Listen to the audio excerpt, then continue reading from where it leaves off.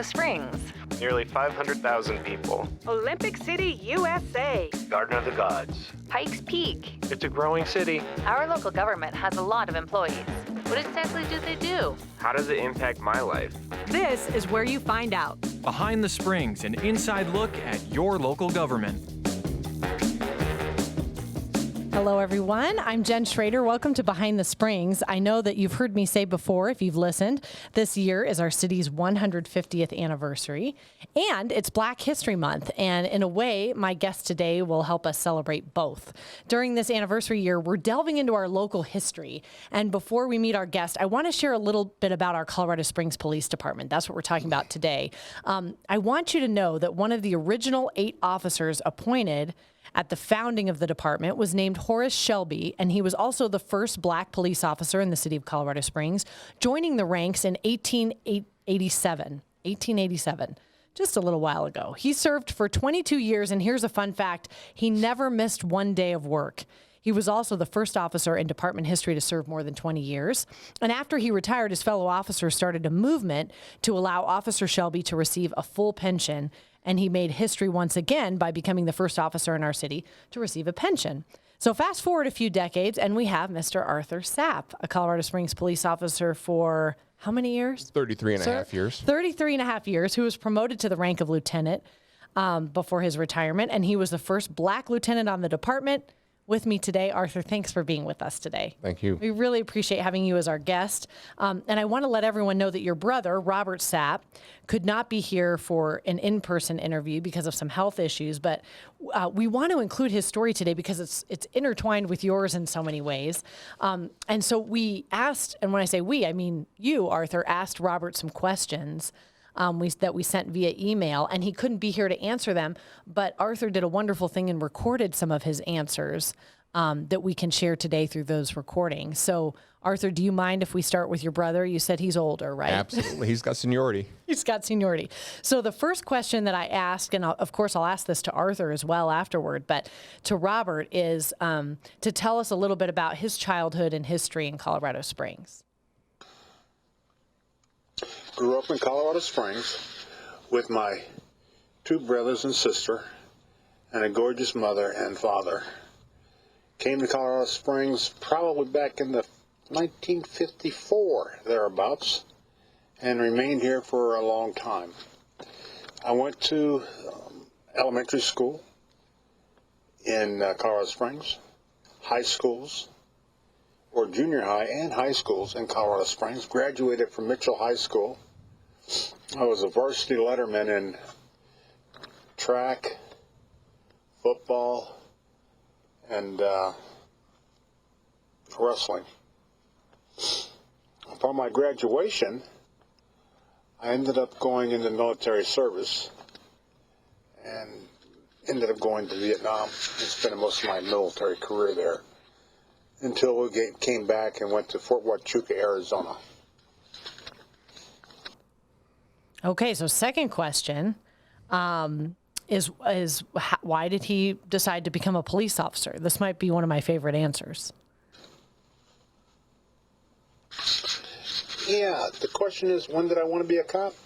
In reality, I never wanted to be a police officer. I had just got off shift at Hewlett-Packard. I was walking downtown, and a gentleman cornered me beside personnel office, which was on Nevada at the time, and asked me if I wanted to be a policeman. I said, yeah, why not? Let's go. He said, come on in here, I'll give you a test. So I went in, sat down, I took a test. On completion of the test, he said, oh, you passed, you're good.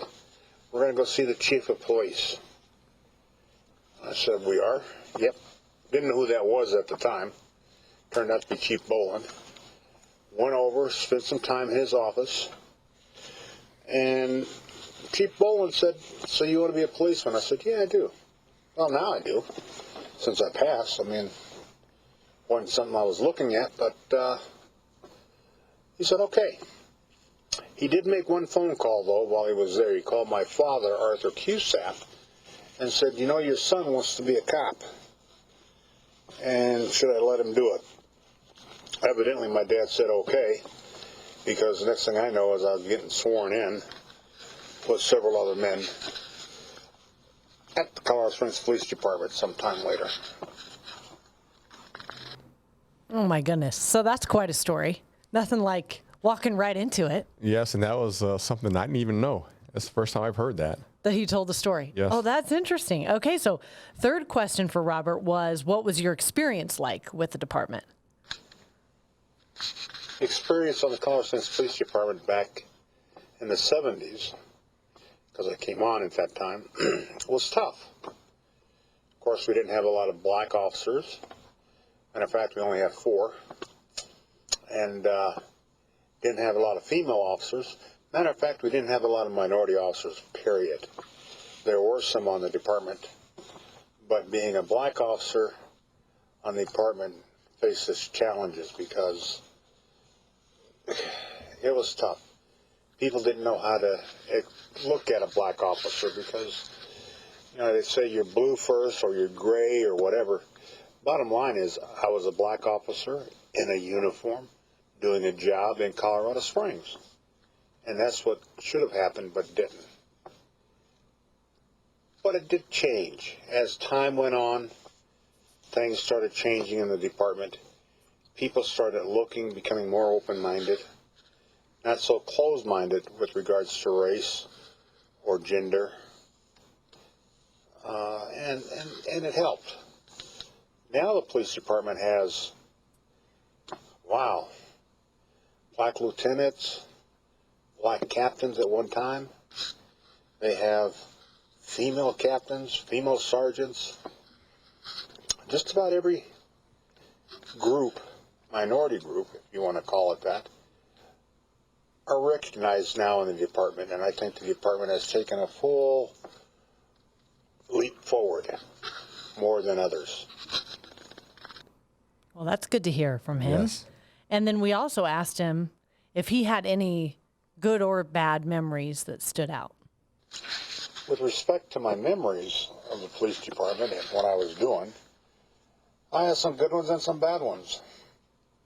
The good ones are I was involved in a kidnapping, not me doing the kidnapping, but where a child was kidnapped in Colorado Springs. And we brought it to a good closure between the FBI and the Colorado Springs Police Department. They ended up getting the child back, and it was great. That's an experience that's something you just don't get to do all the time. The other experience is that I delivered a baby in the back seat of my police cruiser, which was really interesting. That was a good one. Bad experiences? Didn't have too many of those on our police department. As a matter of fact, I don't remember too many bad experiences at all. Everything I did there, I thought was great, and I thought that the department was good. Thank you. It's nice to hear in his own words, so thanks for taking the time, Arthur, to record those and to meet with him and get those answers. Not a problem. And you learned a little something too. Oh, yes, and he really enjoyed it. He just was a little sad that he couldn't be here to talk in person, but I think he conveyed his message. I think you did great, and I would love to hear your story as well, because I know some of it's similar. Obviously, your childhood and growing up here is similar to your brother's, but why did you become a police officer in the first place, and what's kind of your story? Well, actually, I was here before my brother. Okay. I've been here since 1953, and I consider myself native because I was here actually 3 weeks after I was born.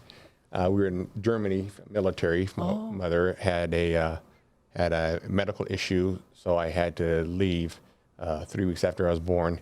And so I was here in 1953, and my grandmother was taking care of me, and the family came over back to Colorado Springs in 1954. So you're the first one here.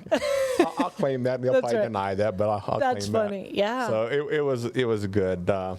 Did you go to Mitchell as well? Yeah, I went to Mitchell. Okay. Actually, I went to Lowell Elementary School, which is still here. Yes. Building's way over 100 and something years old. It was 1890 something. I think it was 97 was built. Lowell Elementary School. Then I went to South Junior High School.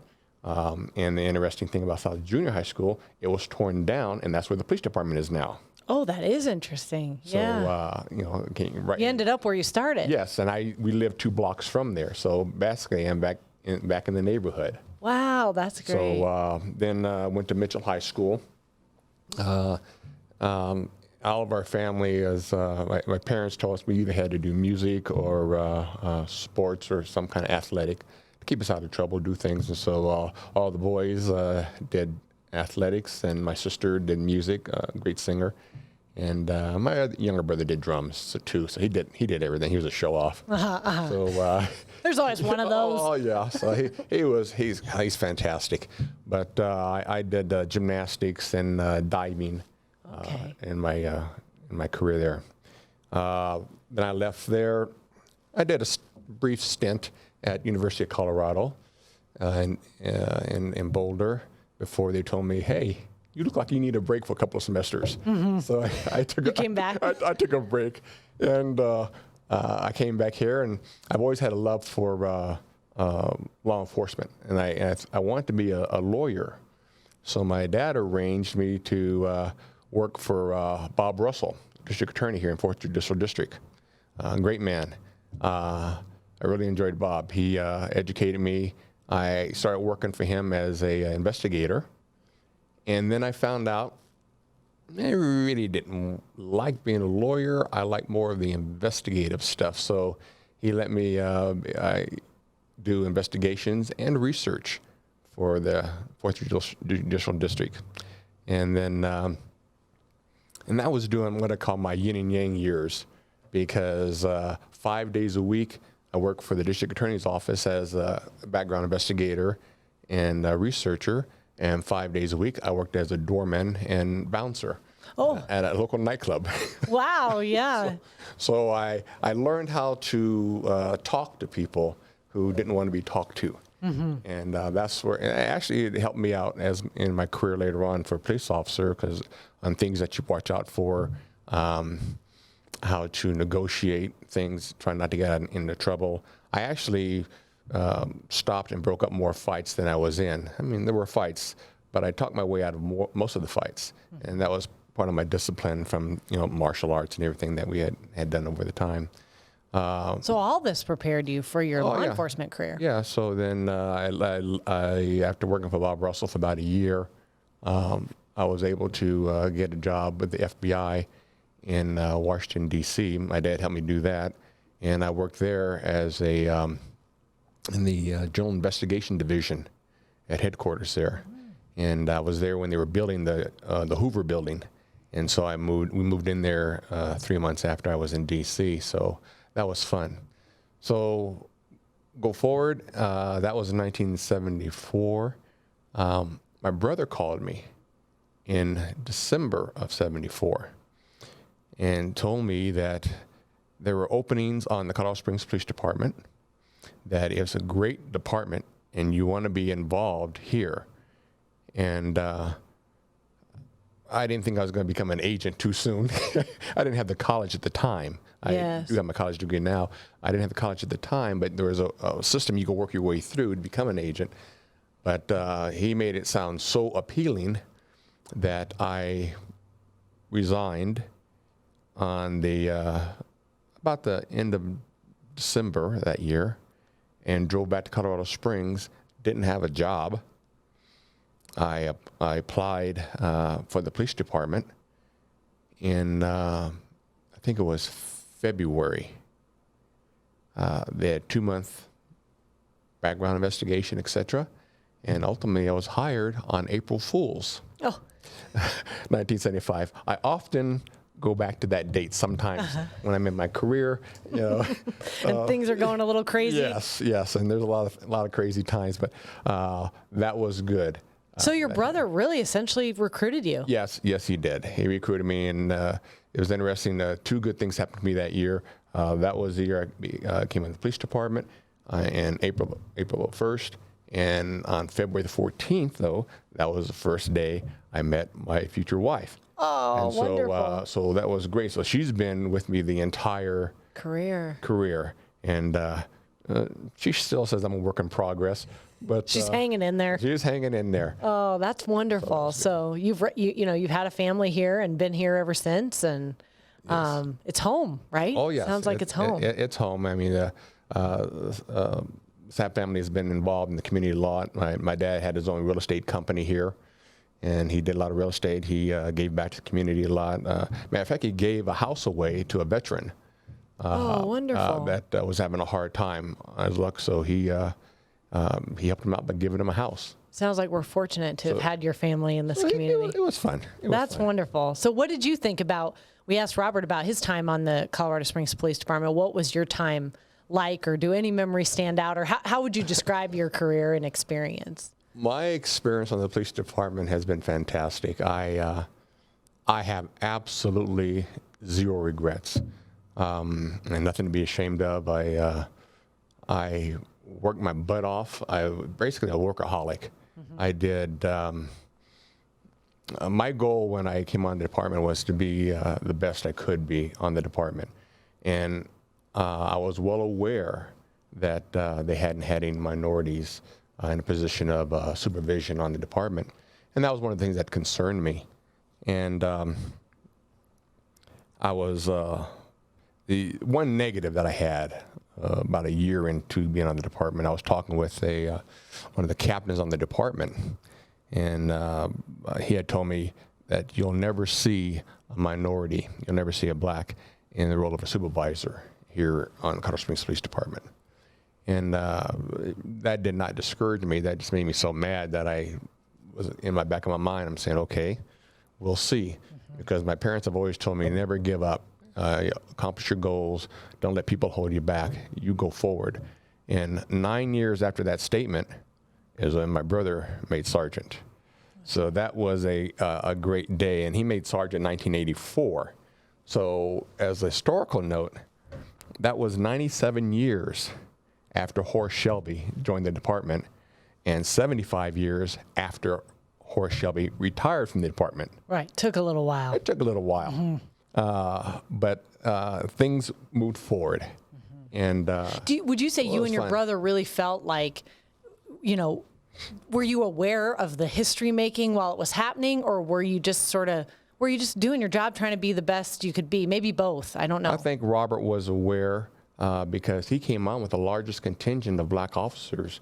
He came on with 4 other officers. Okay. So if they were all, recruited off the street, I was told them, you sound like you were in Shanghai. They came out and knocked you over the head. Just came and drug you into the police. Right. And so. But he was good. He was aware. He was aware. I really didn't care. I just wanted to do the best I could. I was always, my goal was I wanted to be involved, and so I did a lot of my career. I was assigned to, my first assignment was in the Special Anti-Crime Squad, SACS unit, and it specializes in burglaries and robberies, because we had a major problem here in the Springs. And so we would go out to various sections of the Springs where we'd be assigned to, and we would, our unit would investigate every single burglary or robbery that happened in that area. And then to try to narrow things down and hopefully resolve the problem with the aid of the district officers. Along that line, we also took over the a tactical alarm unit, where the police department at one time, we had our own alarms, and we would place them in specific locations, high crime areas, for robberies or burglaries, and they would activate, and we would get there for the in-progress crimes. Oh. So that was, it was really, really cool. But my career path, I said, I'm going to try to spend 2 to 3 years in each unit that I'm in. So I have a lot to bring to the table when I get promoted. So next I went to the, out of SACS, I was with the Tactical Enforcement Unit, SWAT team. Oh, yes. So that was fun times. Yeah. Do you have a favorite out of all the units? Would that be it? Yeah, that was fun. But my favorite unit, they were all good. I mean, they were all good. They all had. I've heard that from a lot of officers. They had their own uniqueness to it. The tactical team was just great. A lot of good memories, a lot of interesting calls we were on. It would take up too much time, but I'll cut it short. On the one tactical call we went to, we were 2-man units, and we got a call on Wood Avenue regarding a burglary in progress, and the person was supposedly in the lady's attic. So we responded. Myself, my partner Ben, we were entry team, and we were the most agile on the team. So we had to go up through the ceiling to try to, corner this burglar. And the most dangerous time of any entry is going through the doorway. It's fatal funnel, but now you're going through a 2.5 foot by 2.5 foot opening in the ceiling, and the first thing that goes to that hole is your head. Ugh. And you can't enter a ceiling quite really fast. So but anyway, we made it inside, and there was someone up there, and attacked us. We were jumping from joist to joist to keep from falling through the ceiling into the kitchen, and finally cornered. And you look at it, and it was this classic bad guy garb, black and white outfit, and spitting and snarling. It turned out he was a 35-pound rabid raccoon. No. Yes. So, oh my gosh. But we're jumping back and forth to keep from hitting our heads and knocking, falling down. You don't want to get bit by a raccoon, especially a rabid one. That's pretty funny. So we were up there like Keystone cops, but that's funny. We were able to take care of them, and you never know what you're gonna get. You never know. So that was good. Every day is different. Oh my gosh. So after that, I went to the Metro VNI. Okay. Which is narcotics and intel unit, and I worked undercover for a couple of years. That was fun. It was interesting. Very eye-opening. Yes. A little more dangerous, I thought, for me, because I was so well known in the town, and no matter how you try to, imagine me with dreadlocks or a big, 8-inch afro and big goatee and stuff, I still look like a sap. Yeah. It was hard to blend in. It was hard to blend. So and I didn't enjoy having to lie to people, but as a matter of fact, I had to lie to my gymnastics coach. We were at a restaurant that we were watching, and he just happened to come in there for some food, and he saw me, and he knew I was a police officer, and I had to. He came up to me and started talking kind of loudly, and I didn't want people to know. So, when he got to the subject of being a police officer, I told him, and I was. Unfortunately, I got fired. I got involved with drugs and stuff, and I couldn't. And you had to lie to him. I couldn't deal with it. So So fortunately, in our 45th anniversary for graduating high school, he was there, and I did have an opportunity to see him again, and we straightened that out. Oh, that's good. That's good. So that felt good. Yes, it did. But I mean, those are things you have to do in order to make other people safe. Right. So what year was it after you finished rotating through the divisions that you were promoted or up for a promotion? In 1989. Okay. I was promoted to the rank of sergeant. Okay, just like your brother. Right. And after that, 1992, I was promoted to the rank of lieutenant. Okay. And I was the first lieutenant of color to make that. So that was fun. And you were aware of that when it happened, and yes. Yeah, I was aware of it, and so kind of paving the road. I mean, but you give back to the community, and that's all those previous experiences. You could bring that to the table, and I'm a trainer at heart. I trained pretty much everyone in the police department because I volunteered for about 8 years because we didn't have a full-time instructor. And then I was assigned to training academy at one time, and I was a director of the training academy. So you love to teach. Oh yeah, so I loved to teach, and then I train internationally, and so outside the department. So that was really police officers in law enforcement agencies. So that was really fun. So that was great. So we came from humble beginnings in the department, I like to say, to. get me back to the department. And the department supported me. They supported my brother through some really good times and supported us through some hard times that we were going through. And one of the issues was when you don't have a lot of people that are in supervisory roles that look like you, it's hard to get some information or opinion from somebody. So I'd go to my brother a lot. He was a mentor. Yeah, he was a mentor. My younger brother, who's a retired Navy captain, and so I talk with him a lot. And then my fraternity, I was a member of Alpha Phi Alpha fraternity, and a lot of brilliant people in there. Well-educated military people, colonels, generals. Where you could find good role models. Oh, yeah, you can find some real good role That's models. so important. And so I was able to talk to a lot of people, and so that really helped out. So what are your thoughts about today's police department? I know you're not on the department any longer because you're retired, but what are your thoughts about where we are today? Police in general, but Colorado Springs. Well, just to address some of the national things, I'll stay away from that. But nationally, I think police officers everywhere try to do a good job. They want to do the best. No one says I want to become a cop so I could see what kind of authority I can have over people or how I can abuse that. Law enforcement people I think are just fine, decent people. But there are some that ruin it for everybody. Mm-hmm. And unfortunately, here in the past years, that has escalated. So it's a training issue, I think. In some areas of the country, it's a race issue. And those are things that need to be addressed by those communities. And if you bring good to a department, that's what you're going to get out of it. If you let bad come in a department, that's what you're going to get out of it. And the people who suffer is the community. The Colorado Springs Police Department, I have every confidence in their ability to do the job and do the job right. And the reason I say that is because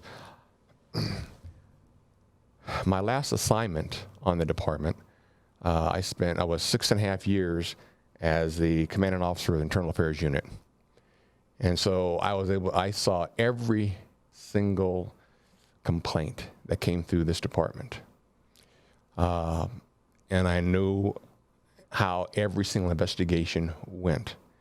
And I can assure people now that the department doesn't turn a blind eye. They look at everything. There's a lot of eyes on that investigation, starting with the sergeant, to the lieutenant, to the commander, to the deputy chief, and to the chief who makes the ultimate decision. The harder cases, more in-depth ones, internal affairs took care of. And I don't think, maybe there might have been one or two outcomes that I may have disagreed with. None of them were in the area of a death of somebody. Maybe it was more of I think the person should have got a week or 2 weeks off, or I think the person should have been fired. But internal affairs, all we do is present the facts, do a great investigation, and present them to the next in line. But that's interesting to know, and good to know, that you say, you're working for a department that's not just putting those in a pile somewhere. No. And saying, oh, here's our complaints, and not learning anything from them. And we won't. And the other aside for me being the commanding officer in internal affairs, I had 4 other responsibilities while I was up there. One of the responsibilities was background investigations. My unit also did that with help of officers that volunteered to come up. So we get to get at the very beginning. We want to hire good people. A lot of people say, we don't have enough minorities on the department. We don't have enough of this, enough of that. You cannot force anybody to join the Colorado Springs Police Department or any agency or any business, unless they get Shanghai like my brother. But in the end, he said he wanted to. He said he wanted to. He was convinced. So, and really, you do have to want to. Yes, want to. And we do a quality investigation. There are a lot of people we brought on the department that have done superb. They've been fantastic. There are some people we did not bring on the department because it would be lousy for this department. They'd be lousy for this community. They would be an embarrassment, and they would set law enforcement back years. And so I credit the background investigators who do a darn good job at doing that. So it starts at the very beginning, the hiring and the training. And then that's the next thing, training. Right. As a director of the training academy, you could have an influence on people that are coming through and be able to explain to them why they can do certain things or why they can't do certain things. Our training for our police department here is top of the line. In my travels, because I told you I do train internationally and nationally, I travel and I've met a lot of officers and trainers from other departments, and I put our training in the top 10 of any department in the United States. That's awesome to hear. We have a great training academy. We have great training instructors because we're tied into the community. We're tied into the community, and so That makes a difference. yeah. So I like I said, I have nothing bad to say about the department. Like I said, everybody has their ups and downs, but overall, after 33 and a half years, I was grateful for the camaraderie and for the trust that was instilled into me. That's wonderful. Well, I wish we could go on and on. I think you just have a wonderful story, and I just really appreciate you sharing it with me. And I encourage people to learn more about, the Sapp family contribution, but also just the history of the department, because it's so interesting. There's so much there, and I think people will be interested to know. So please, I would encourage folks listening to follow the Colorado Springs Police Department, as they'll be looking into some history this month. But also our Colorado Springs Pioneers Museum has done some wonderful looks back at some of the history of the department, Black history in this community in general, and just, fun facts about our community that you may not know. So I think hearing it from you and from Robert is so wonderful for people to really put a face and a voice to some of this history and what it was like. So I just thank you so much for your service and for sharing your story. Well, thank you. And just one quick note, I gave you a copy of a photograph, and hopefully yes. you can make that. That's when I was in my K-9 unit. And that's a picture of my K-9 and my son. I'll hold it up for the folks watching on Facebook. But for people who are just listening, we'll put it on our website, coloradosprings.gov/podcast, if you want to go check it out. Yes. Oh, that's wonderful. Yeah, you've been in almost every unit, and you have so many wonderful stories to tell. I appreciate you sharing some of them with us. Thank you very much for having us here. Oh, thank you so much. And thank you for listening. And again, follow the Colorado Springs Police Department along with the city of COS. And thanks so much for watching and for listening to Behind the Springs.